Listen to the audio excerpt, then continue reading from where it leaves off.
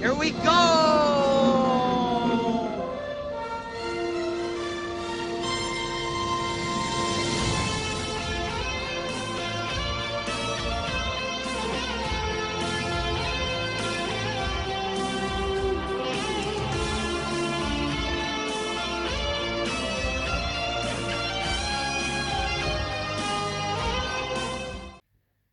Hello, welcome back to another video and welcome to a different angle. I've taken inspiration from Shock 16 with his weird mobile phone angle and decided to do a sit down video myself instead of standing up all the time.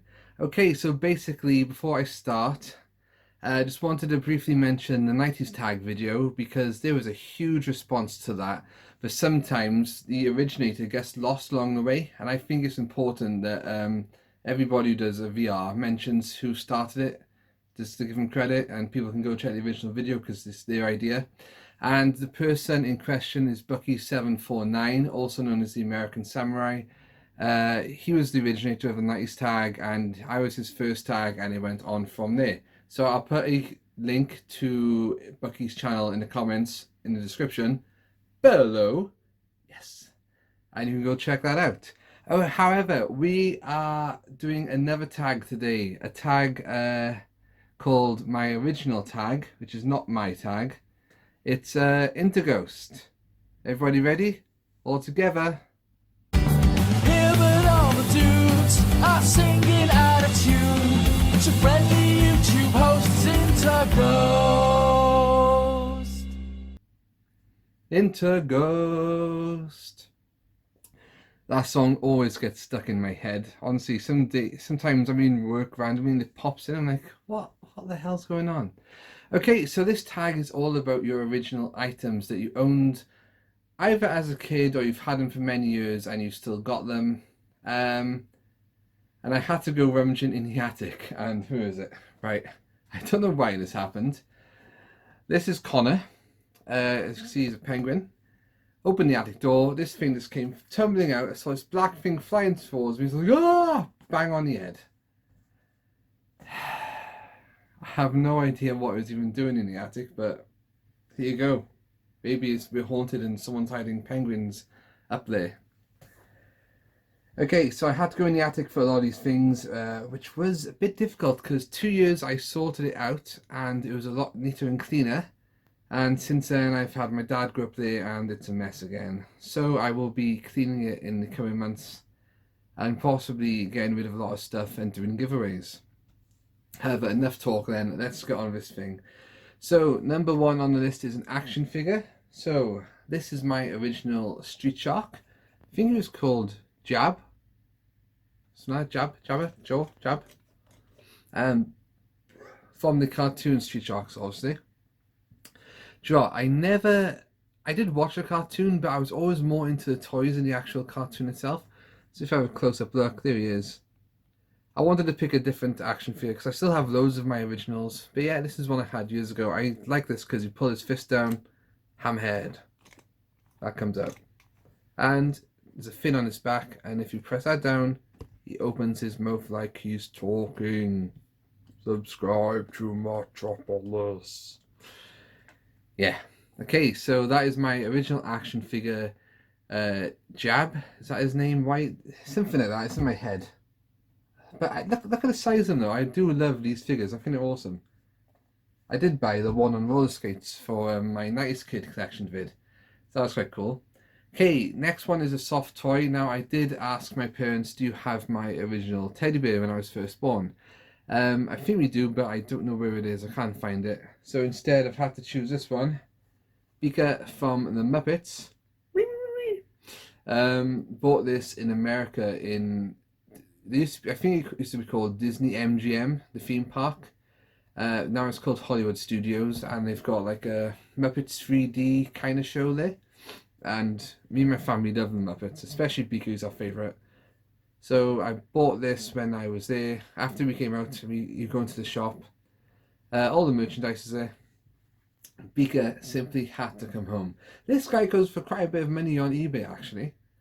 And I was a teenager when I bought this, maybe back in 2000, 2002, I'm guessing. So I have had him a long time, and he's not for sale. He stays.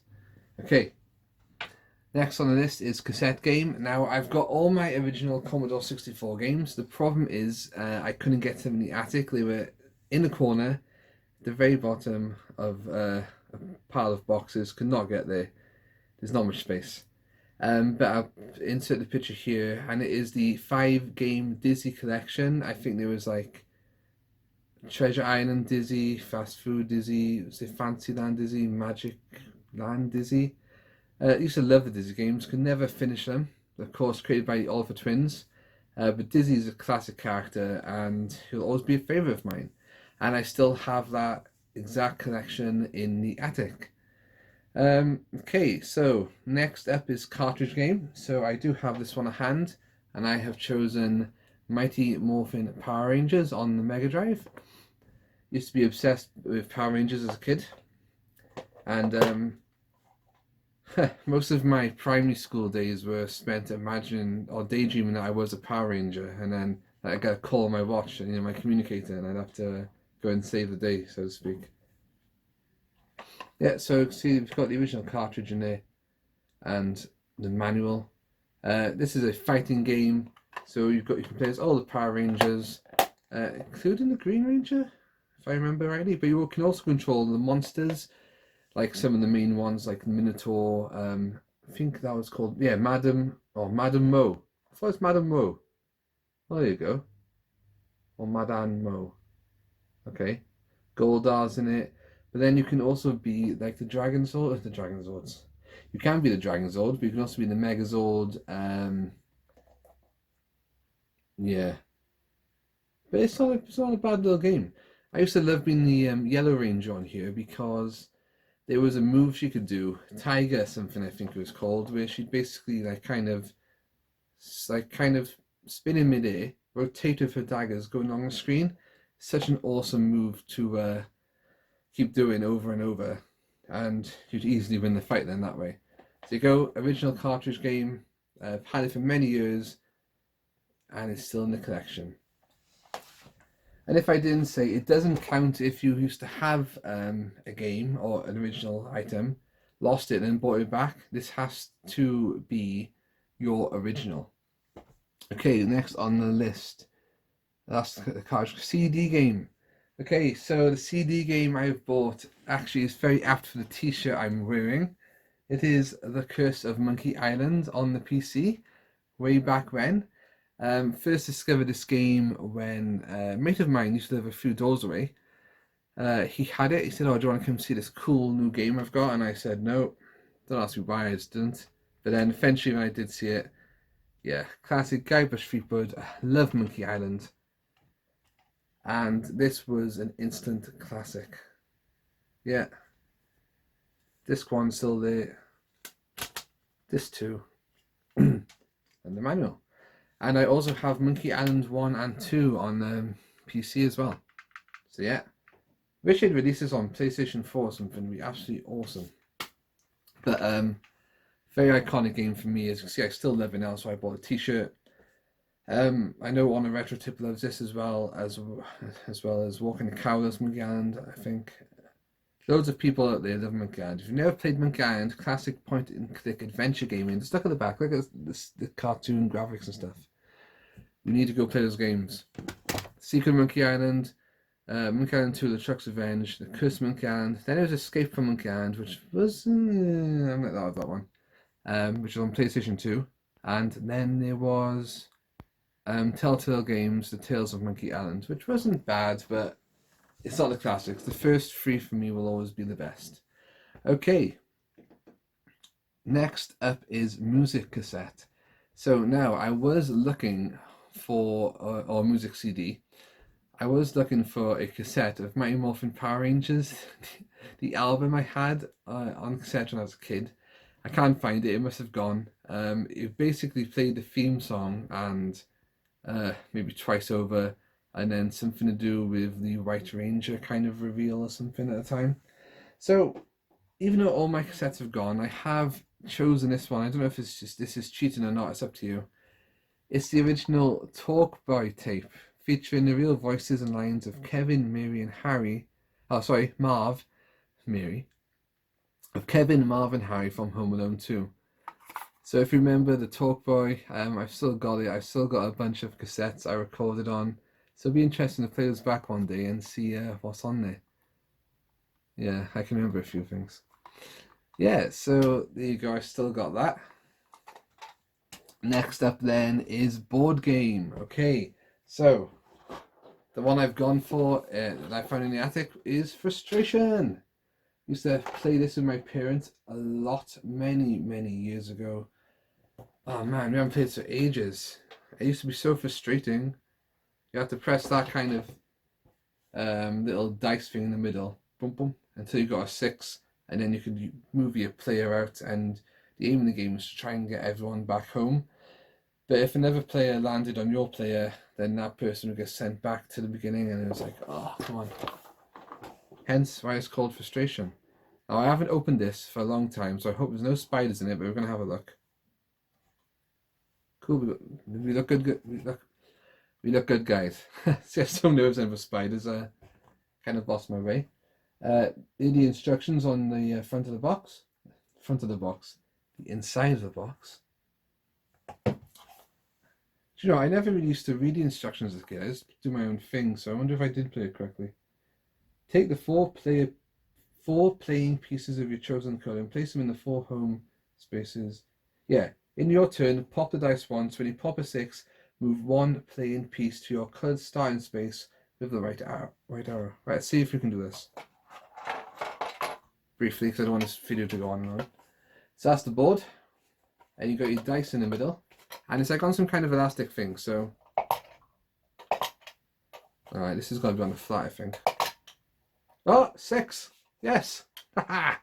In your face. I was lucky. And then basically, if I was yellow, they'd be in your starting kind of position by here. Then you get them out onto the board, and you would go all the way around until you manage to get them back home in the slots by here. See? I knew I'd do it. 6, 5, 3. Oh. There you go, still in good condition. Might play that later on, who knows. Okay, next up is magazine or comic. Now, I know what you all expected me to choose, but with that particular character, I used to have the comics, and then I sold them, and I bought them back a couple of years ago. So I'm not going to show that character. I'm not going to mention that character because you know exactly who I'm talking about. In fact, the actual comic is Farthing Wood Friends, based on the Animals of Farthing Wood books and cartoons. Speaking of which, the books I'm going to have coming to me before long. A friend of mine who is very related to this tag, because it is his tag, happened to buy me a lot of the books he saw on sale on Facebook Market, and he's going to send them to me in the post once this lockdown malarkey's all over. So looking forward to that. Yeah, so Farthing Wood Friends. I used to get these either weekly or fortnightly. They would have a bit of the comic, a bit of the story at the front. So this one's called number 24, The Wedding. And I'll just tell you a bit of the story. You'd have information about nature in here. I completely forgot all about this episode. See, it tells you by here all about fox cubs. We'd have then some activities to do, more fun facts along the way. So you go, some games to play.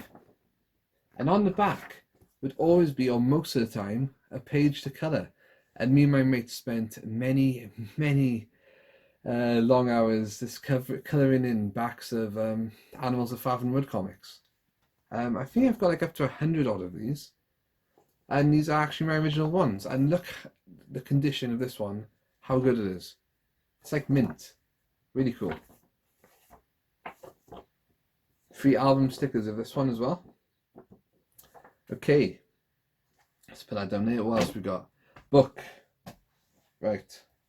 So for my original book, this was a series I was absolutely obsessed with, and I've also done a YouTube series on it. none other than Goosebumps, and this is the first book in the series, Welcome to Dead House, of course by R.L. Stine. So discovered these in primary school and absolutely loved them. We had to, I think in junior school, we had to choose a book to read from the library every so often. Then when we finished one book, I think we had to say what we thought of it and move on to a new book.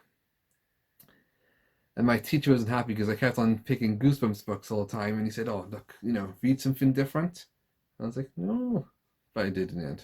I think it was A Lion, the Witch, and the Wardrobe, which wasn't too bad. Yeah, Welcome to Dead House. And I have reviewed the first episode, the episode based on this book for my Gimme Goosebumps series. Not sure if those videos are still viewable or if they've all been kind of blocked. I know Monster Blood, one of them was blocked. Had loads of fun making that Monster Blood video. Oh, cringy, but so fun.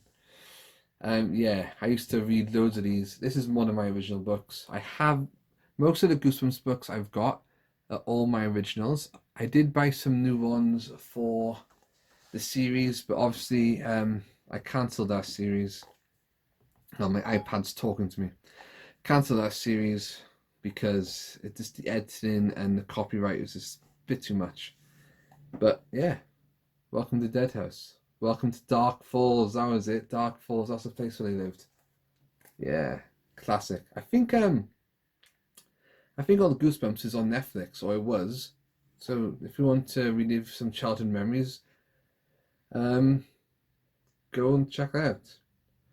Josh and I were miserable, heartbroken. Mum and Dad called the local police. Dad kept saying that Petey had a good sense of direction, that he'd show up any minute.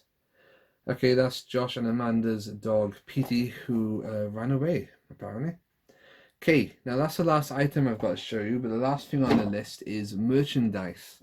Or it could be a cup, a glass, a leaflet, merchandise from the past. And I found this one really difficult. I could not think, what can I show you guys? I bet there's something in this room that's probably staring me in the face. Nothing on that back wall's original.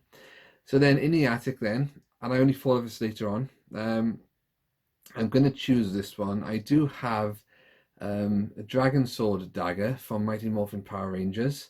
And if you hold the buttons down, it plays like the theme song that Tommy used to play to activate the Dragon Sword coming out of the water.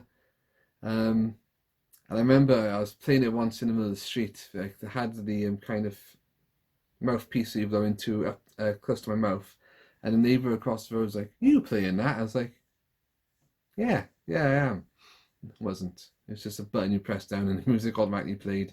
So I'm going to use that for my merchandise because I really can't think of anything. Okay, so those are my items. It's now time to tag some people. So I was going to tag Super Quintendo, but Shock 16 already tagged him in his video, and Super Quintendo was kind of hinting at me that he really wanted to be tagged for the 90s tag last time, and I think he got missed out for a while. So I was going to tag you, Craig, but I can see that's already been done. So who else can I tag that I don't usually tag? I'm going to go for Nathan's Gaming because I think he would find this one interesting.